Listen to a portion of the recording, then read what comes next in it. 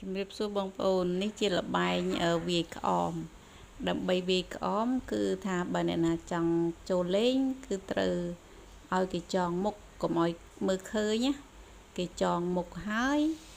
គេនាំយកមកដល់ដាក់កន្លែងក្អមហ្នឹង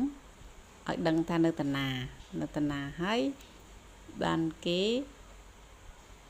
ឲ្យដើរថយក្រោយ3ជំហានថយក្រោយ3ជំហានហើយឲ្យពវល់3ជុំបន្ទាប់ពីពវល់3ជុំហើយគេឲ្យយើងដើរទៅមុខ3ជំហានដោយខ្លួនឯងហើយការវាយហ្នឹងគឺមានអតិភិបវាយ3ដងបើសិនជាវាយគ្រប់3ដងហើយមិនត្រូវគឺចាត់ទុកថាយើងជាអ្នកចាញ់ត្រូវដូរអ្នកថ្មីមកវាយម្ដងហើយនៅក្នុងក្អមហ្នឹងគឺមានលុយហើយនឹងពេលណាយើងវាយត្រូវគឺយើងបានលុយនៅក្នុងក្អមហ្នឹងហើ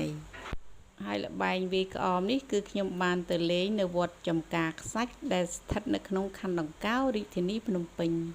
ហើយការលេងនេះគឺលេងនៅថ្ងៃច័ន្ទទី13ខែមេសាឆ្នាំ